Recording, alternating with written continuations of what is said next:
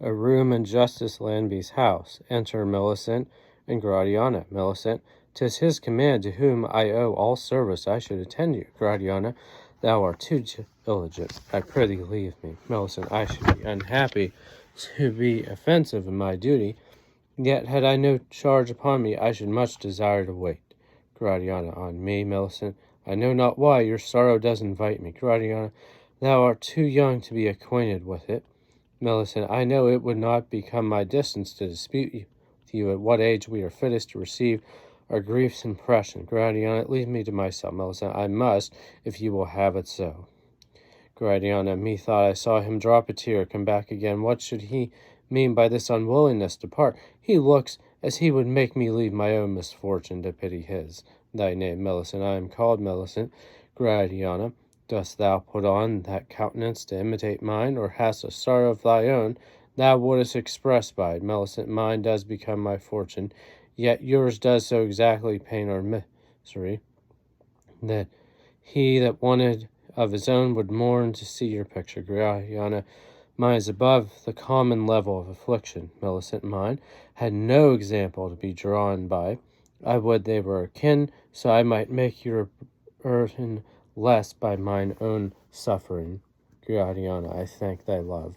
Millicent. And yet I prophesy there is something that would make mine a part of yours, were they examined.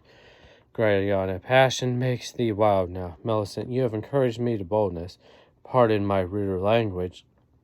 Gratiana. Didst thou ever love? Millicent. Too soon. From thence sprung my unhappiness.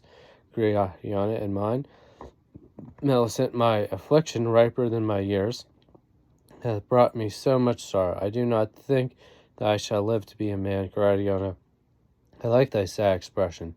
We'll converse and mingle stories. Millicent. I shall be too bold. Gratiana. We lay aside distinctions, if our fates make us alike in our misfortunes, yet mine will admit no parallel. Enter Justice Landby reading a letter.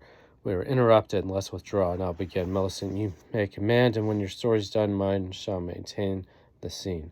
Justice Landby reads. To maintain such bliss, I would wish to be transformed still, nor wilt be ashamed in love, since I imitate but Jove, who from heaven hath strayed, and in 1,000 figures worse than mine, wooed a virgin. May not I then for thee a servant try? Yes, for such a maid as thee, vary as many shapes as he. Rob and close my outward part, but thy livery my heart. Ha, young Haver. This letter I found in my daughter's prayer book. Is this your saint? How long have they conspired thus? Report gave out he was gone to travel. It seems he stays here for a while, and in the meantime would rig up my daughter. He's a gentleman, well educated, but his fortune was consumed by a prodigal father ere he was ripe, which makes him, I suspect, borrow this shape to court my daughter. Little does Robin think his servant is his rival. I find the juggling, and will take order they shall not steal in marriage. Enter Captain Landby. Nephew, I have news for you, Captain Landby. For me, Sir Justice, you are a soldier. There's a duel to be fought this morning. Will you see it, Captain? It does not, sir, become a gentleman to be a spectator of a fight in which he's not engaged. Justice, you may behold a cousin without disparagement to your honor. Robin has challenged Master Lodom to play Finsbury. Captain, they fight a double stuff with straw advancing. The Bulrush were able to fright them both out of their senses. They have not soul enough to skirmish with a field mouse. They pointed duel with Hodgson to shoot fencing upon cream and cake bread, murder a quaking custard, or some such daring enemy. Justice, did not affairs of weight compel me to be absent, I would not miss the sight on it, for the usurer hath got his man Jasper appear for him in his apparel. Captain, Jasper. Justice, for mirth's sake, you may behold it, and let me entreat at your return perfect relation of both valors. Captain, you shall, sir. Justice, and cause, if be possible, procure them hither before they shift. I much desire to see them. Captain, promise yourself you shall. I will defer my conference with Gratiana and entertain this recreation. Justice, so I have a fancy this opportunity will give it birth. If all hit right, it may occasion mirth. Scene 2, another room in the same. Enter Millicent and Gratiana. Gratiana, which part of my discourse compels thee to this suffering? Millicent, your pardon, lady. I did prophesy what now I find our stories have a dependence. Gratiana, how, prithee, Millicent, that Marwood, whom you report thus wounded, had a near relation to me, and it was my fortune to come to close his eyes up and receive his last breath. Gratiana, ha, Millicent, I know more than Beaufort. In dying, he obliged my love to tell it him whenever we meet. Gratiana, you beget wonder in me. Did he survive his slander? There is hope he did recant the injury he did me, Millicent. He did confirm me had enjoyed your person, and bade me tell Beaufort he left behind a living witness of the truth he died for, naming a gentlewoman, Cardona, that bred you in your father's house, whom he affirmed betrayed your body to his lust. Gratiana, Cardona, piety has forsaken her. Was ever woman thus betrayed to sin without her knowledge?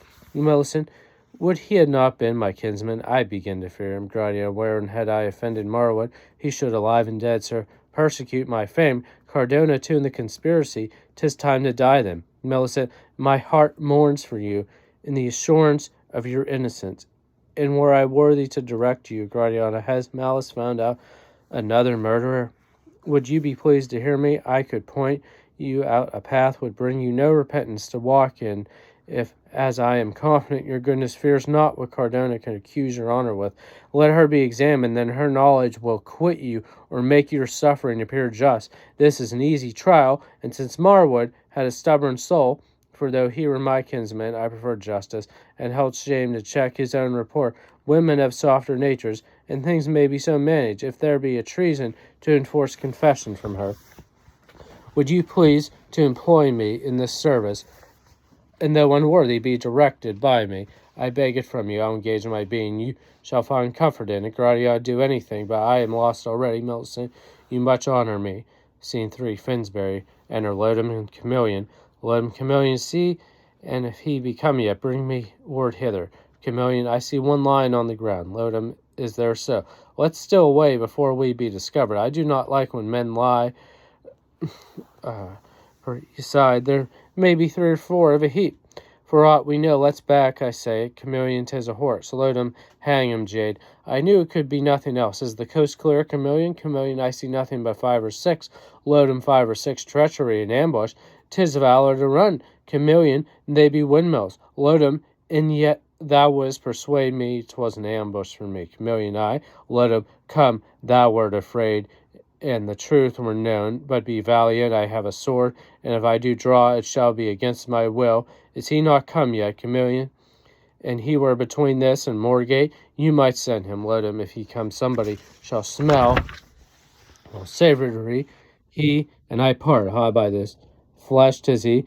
Cam, go tell him I am sick, and her Haver and Rawbone, disguised in each other's clothes, followed at a distance by Captain Lambie. Haver and Master Lodom, a brace of bullets in my heart. Captain Lambie, here could I stand, behold the champions.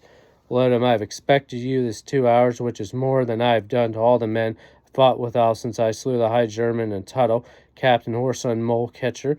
Lodom, draw a spider. Captain, well said. To Haver, let's confer a little. Lodom, confer me no conference. I will have no more mercy on thee than an infidel. As thou hast been wise, thou mightst have kept thee at home with thy melancholy cat that keeps thy study, with whom thou art in common, and dost feed on rats on Sundays. Then perhaps a leg or an arm with thy Jew's ears had satisfied me when I met thee next. Draw, I say. Why dost not draw? I come to give you satisfaction. Haver, Lodom, what, with words? Sirrah Tartar, my fox shall scratch your guts out, which I will send to the Bear Garden. Dost hear, usuring dog? Note, since I slew the High Germans in Tuttle fields, which long before Shirley's time had been the scene of single combats, with whom thou art in common, livest in common on the same dish, is a university phrase. My fox shall scratch your guts out. It's a cant name for a sword. I'll tell thee my resolution. I do mean to give thee as many wounds before I kill thee as a certain sign has, and when I am weary of scarifying thy flesh, I'll bore thy heart. Which done, mark what I say. I will divide thy quarters, observe and tremble. Then I will have thee put into a tub or barrel, and powder thee, and after 3 days in pickle, this thing that was thy servant, this cacodemon, whom thou didst starve once, Chameleon, shall in revenge of his pitiful famine eat thee up, devour thee, and grow fat, and the ribs again with thy flesh. Mammon, Chameleon, I hungrily thank your worship. Rawbone, what have I escaped? Lodom, which is more, after thou art dead, I will not leave thy soul quiet. I will torment thy ghost, where I will straight to thy house, where I will break open thy chest lined with white and yellow metal, which I will cast away on pious uses, and summon all thy debtors by a drum, and give them in all their bills, bonds, evidences, indentures, defenses, mortgages, statutes. Robert, I shall be undone. Let him, and there were 1,000,000 of them. Robert, I'll home and shut up my doors for fear he kill Jasper, and use me so in decapitated. If thou dost offer to look home again till they have done, I'll cut thee off at the thigh. Robin, let him draw. I say, Haver, since there's no remedy, let him his sword appears to him. 1,000,000, if he were a coward, you were able to conjure a spirit in him with those threatenings. Let him pox on my dullness. Dost hear, scoundrel? If I should incline to mercy, what's the mission? Ha, let me see. I live. Thou shalt, upon thy knees, confess thy rascality, and ask me forgiveness in private, in the presence of Mistress Jane and the 12 companies, which at thy charge shall be feasted that day in Moorfields. Haver, that must not be. Lodom, then say when thou art dead, thou wert offered conditions for thy life. Come, thou shalt feed and feed high, Chameleon. Let me see. Come, 'tis my foolish nature to have compassion on thee. I know thou art sorry. Shalt only confess thyself a rascal under thy hand, and then stay my intended revenge, which else would have been immortal. Haver, let me consider. Let him, oh, ho, Cam and Captain, both cowards, we shall have no skirmish. Rawbone, now I think on it, what if my man Jasper should be valiant and kill Lodom? What pickle were I in? Worse, he'll run away. I shall be taken and hanged for the conspiracy. Pulls Haver by the sleeve. Ah, Jasper rogue that I was. Where were my brains to challenge him? He will not hear. A stubborn knave, he looks as if he meant to kill. Ah, Jasper. Captain, I've seen a dog look like him that's drawing a wicker bottle, rattling about the streets, and learning on both sides where to get a quiet corner to bite his tail off. Robin, I do imagine myself apprehended already. Now the constable has carried me to Newgate. Now I am at the sessions house in the dock. Now I'm called not guilty, my lord. The jury has found the indictment, bill of error. Now comes my sentence. However, I'm resolved, sir. Rawbone, nah. Haver, you shall have what acknowledgment this pen of steel will draw out in your flesh with red ink, and no other, dear Master Lodom, how so? Captain, so. Rawbone, now I'm in the cart riding up Holborn in a 2-wheel chariot with a guard of halberdiers. There goes a proper fellow, says one good people pray for me. Now I'm at 3 wooden stilts. Lodom, is this Rawbone the coward? Dost hear a thing? Consider what thou dost. I come among friends. Thy word shall be as good as a note under thy hand. Tempt not my fury. Would I were off with asking him forgiveness. Rawbone, hey, now I feel my toes hang in the cart. Now 'tis drawn away now. I'm gone. Haver, you must shoot your fencing. Let him hold. I demand a parley. Haver, how? Let him. 'Tis not your reputation to deal with a gentleman upon unequal terms. Haver, where lies the odds? Captain, how's this? Let him examine our bodies. Take it I'm the fairer mark. 'Tis a disadvantage. Feed you be as fat as I'll fight with you as I am a gentleman. Haver, it shall not serve your turn. Lodom, hold, murder, but I'm dead. Captain, whoreson, puff-face, how he winks and barks. How now, gentlemen, Master Lodom, Captain, you should have come but a little sooner and have seen good sport. By this flesh he came up handsomely to me, a pretty spark, faith, Captain Haver. Ha, sir. Lodom, but if you be his friend, run for a sergeant for him.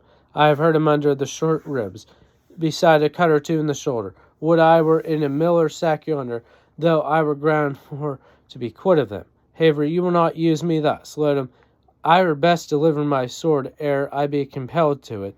A pretty fellow, and one that will make a soldier, because I see thou hast a spirit, and canst use thy weapons. I'll bestow a dull blade upon thee, squirrel, Captain. Deliver up your weapon. Lodom, in love, Captain, he's a spark on my reputation worthy your acquaintance. Haver, thou mollypuff, were it not justice to kick thy guts out? Lodom, when I am disarmed, Haver, take it again, you sponge. Let him What when I have given it thee? 'Tis at thy service, and it were a whole cutler's shop. Be confident, Robin. My egg has not left me yet. There's a grudging of the halter still. Captain, Master Robin, I repent my opinion of your cowardice. I see you dare fight. I shall report it to my cousin. You shall walk home. She'll take it as an honor and present your prisoner. Robin and Jasper, let's go home. And Chef, do not go, honest Jasper Haver. You will be prattling, sir. I'll wait upon you, Captain, Master Lodom. Lodom, I will accompany thee. Thou art noble and fit for my conversation. Honest Master Robin, a pox upon you, Captain. Nay, you shall wait on your master with his leave. Good Jasper Haver, how now? Jasper. Scene 4. Buford's lodging. Cornets, a table set forth with 2 tapers. Service placing you, boys, and Rosemary, enter Buford. Buford, are these the herbs you steward funerals? Servant 1, yes, sir. Buford, 'tis well. I commend your care, and thank ye. You have expressed more duty in not inquiring wherefore I command this strange employment than the very act of your obedience. My chamber looks like the spring now. Have you not art enough to make this yew tree grow here, or this bays the emblem of our victory and death? But they present that best when they are withered. Have you been careful that no break in at any window? I would dwell night, no other starlight but these tapers. First servant, if any asks to speak with you, shall I say you are abroad? Buford, no. To all that do inquire with busy face, pale, or disturbed, give free access. What do I differ from the dead? Will not some fearful man or woman, seeing me, call this a churchyard, and imagine me some wakeful apparition among the graves, that for some treasures buried in my life walk up and down thus buried? No, 'twas drowned. Note, then in old copy therein, that for some treasures buried, for this superstitious notion, which was once very general. Cannot therefore say it was a cheat, Gratiana, and never a coffin. I have one spacious enough for both of us, but the waves will never yield to, for it may be they, soon as the northern wind blows cold upon them, will freeze themselves to marble over her, lest she should want a tomb and her part keeper, thy business keeper. He died this morning. A friend of his and yours did practice on him a little surgery, but in vain. His last breath did forgive you, but you must expect no safety from the law, my service, sir. Buford, I have left direction that it cannot miss me, and hast thou come to apprehend me for it, with as much ease thou mightst. I am no statesman. Officious servants make no suitors wait. My door is unguarded. 'Tis no labyrinth I dwell in, but I thank thy love. There's something to reward it. Justice cannot put on a shape to fright me. Keeper, I'm sorry, sir, your resolution carries so much danger. Buford, what can life bring to me that I should court it? There is a period in nature. Is it not better to die and not be sick, worn in our bodies, which in imitation of ghosts grow lean, as if they would at last be immaterial too? Our bloods turn jelly, and freeze in their cold channel. Let me expire, while I have heat and strength to tug with death for victory. Enter Millicent behind, and servants bury a chest. Millicent, you may disburden there, but gently, 'tis a chest of value, mistress. I'll give him notice. Where's Buford? Buford, here. Millicent, what place do you call this? Buford, this is a bridal chamber.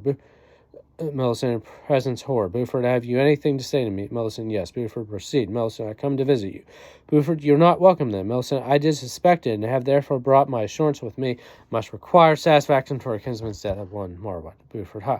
Millicent, your valor was not noble. It was a coarse reward to kill him for his friendship. I come not with a guard of officers to attach your person. They were too poor and formal. The instrument that's loose to his soul, while I'd rather should sacrifice to his ashes, and my sword shall do it, or your be guilty of another to wait upon his ghost. Buford, young man, be not too rash. The knowledge how our quarrel rose to procure thyself a danger, Millicent, me, not your fear. I have heard the perfect story, and ere I fight with thee, shalt see thy heir acknowledge thou hast killed a friend. I bring perspective to make those things that lie remote from sense familiar to thee. Nay, thou shalt confess that thou knowest the truth of what concerns him to Gratiana. Buford, when my soul throws off this upper garment, I shall know all. Millicent, thou shalt not number many minutes. No, 'twas my misfortune. Close up the eyes of Marwood, whose body I vowed never should to the earth without revenge or me companion to his grave. I have therefore brought it hither. 'Tis in this house. Buford, ha. Millicent, his pale corpse shall witness my affection. Buford, thou didst promise to inform me of Gratiana. Millicent, and thus briefly Marwood revealed death, another witness of his truth for Cardona. He corrupted to betray Gratiana to me. Buford, ha. Cardona, heaven continue her among the living but half an hour. Millicent, I have saved you trouble. She waits without in your name. I procured her presence. She had affairs with her. She's unprepared, a little terror and force her to confess the truth of all things. Buford, thou dost direct will. Millicent, still remember, Buford, I am thy enemy, and this do but prepare thy conscience a misdeed to me, my just anger. Buford, I am all wonder. Re-enter Millicent with Cardona. Millicent, here's now an opportunity. Cardona, sir, you sent to speak with me. Buford, come near. I hear say you are odd. Tell me, how go virgins in the sinful market? Nay, I must know, Hellcat, what was the price you took for Gradion? Did Mar come off roundly with his wages? Tell me the truth, or by my father's soul, I'll dig my heart out. Cardona, help. Buford, let me not hear syllable that has no reference to my question, or Cardona, I'll tell you, sir. Marwood, Buford, so. Cardona did viciously affect her, one with his gifts and flatteries. I promised my assistance, but I knew her virtue was not to be corrupted in a thought. Buford, ha. Cardona, therefore. Buford, what? Did you study? Cardona, hold. I would deliver the rest into your ear. It's too shameful to express it louder than a whisper. Millicent, with what unwillingness we discover things we are ashamed to own. Cardona should have us, but half this fear in thy consent, and thou hast never been guilty of sin. Thou art so loth to part with, though it be a burden to thy soul. How boldly would our innocence plead for us? But she has done. Buford, then what was Gradion's honor saved? Cardona touched. Buford, where am I lost? This story is more killing than all my jealousies. Oh, Cardona, go safe from hence, but when thou comest at home, lock thyself up and languish till thou die. Thou shalt meet Marwood in a gloomy shade, give back his salary. Millicent, I have made good my promise. Do you find your error? Buford, no. I have found my horror has the chaste and innocent Gradion drowned herself. What satisfaction can I pay thy ghost? Millicent, now do me right, sir. Buford, she's gone forever, and can there still dwell a quiet neighbor to the rough sea, and not itself be thawed to a river, let it melt to waves, from henceforth that besides the inhabitants, very genius of the world may drown, and not accuse me for O Gradion. Millicent, reserve your passion. Remember what I come for. Buford, how shall I punish my unjust suspicion? Death is too poor a thing to suffer for. Some spirit guide me where her body lies within her watery urn. Although thou sew it up with frost, my tears are warm and can dissolve it. To let me in my repentance, sir, I would kiss her cold face into life again, renew her breath with mine, her pale lip, I do not think, but if some artery mine were open, and the crimson flood conveyed into her veins, I would agree, and with a gentle gliding still itself into her heart, liven her dead faculties, and with a flattery tie her soul again to dwell in her fair tenement. Millicent, you lose yourself in these wild fancies, recollecting, do me justice. Before I am lost indeed with fruitless passion, I remember thee and thy design again. I must account for Marwood's death, is it not? Alas, thou art too young, canst not fight. I wish thou wert a man of tough and active sinews. For thy own revenge sake, I would praise thee for my death, so I might fall but nobly by thee, for I am burdened with the weight of life. Stay, dost not tell me thou hast brought hither the body of young Marwood? Millicent, yes, Buford, since a mistake, not malice, to procure his ill fate, I will but drop one funeral, tear upon his wound, and soon finish to do thee right. Millicent, you shall. Servants bring forward the chest. Buford, does this enclose this corpse? How little room do we take up in death? The living know no bounds here. Without murmuring, we can be circumscribed. It is the soul that makes us affect such wanton and irregular paths. When that's gone, we are quiet as the earth, and think there's no more of wandering, no more. Would forgive my anchor, thy confession did invite thy ruin for me, yet upon memory forsake me. 'Tis Gradion's spirit. Hast thou left thy heavenly dwelling to call me hence? I was now coming to thee, or but command more haste, and I will count it no sin to strike myself in the stream of my own blood to imitate how thou didst drown thyself. Gradion, I am living, Buford. Buford, I know thou art immortal, Gradion, living as thou art. Buford, good angels do not mock mortality. Gradion, I came, Buford, to call me to my answer how I durst suspect thy chastity. I'll accuse myself until thy injured innocence gives me up one sacrifice. Gradion, oh, my Buford, no, I'm overblessed for my late sufferings. I have solicited my death with prayers. Now I would live to see my Buford love me. It was thy friend induced me to that ladder to find if thy suspicion had destroyed all seeds of love. Buford, art thou not dead? Indeed, my belief. Her sand is warm, she breathes again and kisses as she won't do. Buford, thou Gradion, heaven let me dwell here till my soul exhale. Millicent, one's heart is cured. Now, Millicent, be gone. Thou hast been too long absent from thy own. Buford, oh, my joy ravished soul, but where's the youth brought me this blessing? Vanished. Gradion, where is he? I would hang about his neck to kiss his cheek. He will not leave me. So gone, sure, was some angel. Was he not, or do I dream this happiness? Will not thou forsake me too? Gratiano, oh, never, Buford. Within there, did the young man return quickly, lest my joy above the strength of nature's sufferance kill me before I can express my gratitude. Have you brought him? And our officers, first officer, Master Buford, I'm sorry we are commanded to apprehend your person. Gratiano, officers, First officer, you are expected to have slain a gentleman one marveled. Buford, have I still my essence? I had a joy I was able to make man forget he could be miserable. Second officer, come, sir. Buford, if ever extremities to kill, we both shall die this very minute. Gratiano, you shall not kill. First officer, our authority, you will force him. Gratiano, you're villains, murderers. Oh, my Buford, leave me, Gratiano. Gratiano, never, I'll die with thee. Buford, what can we say unto our misery? Saved in a tempest that did threatmost arrive the harbor, ship and all were lost. Officers to the next justice.